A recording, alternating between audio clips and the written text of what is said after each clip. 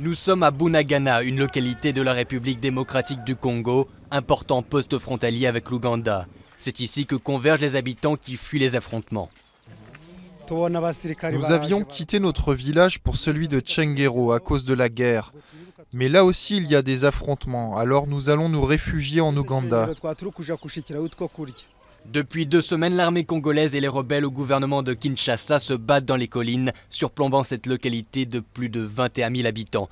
Les rebelles du M23 investissent parfois les champs des villageois, saccageant tout sur leur passage et privant les habitants de nourriture, selon des témoins. Depuis une semaine, nous tentons de nous rendre dans nos champs pour récupérer nos récoltes. Mais nous n'y arrivons pas à cause de la guerre. Nous avons faim.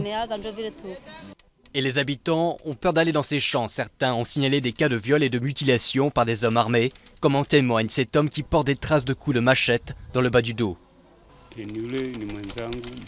Ils ont aussi mutilé d'autres personnes. Avant, ils nous frappaient seulement, mais depuis quelques jours, ils nous mutilent. Les autorités se disent préoccupées par la situation des civils, mais peu de choses semblent avoir été faites, surtout par manque de moyens.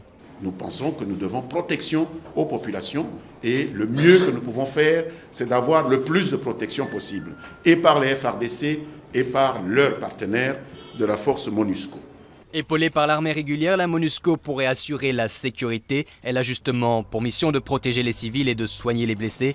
Mais pour le moment, le nombre de victimes parmi les civils se multiplie et les populations sont déplacées en masse. Ils sont 200 000 à avoir abandonné leur maison pour fuir les combats.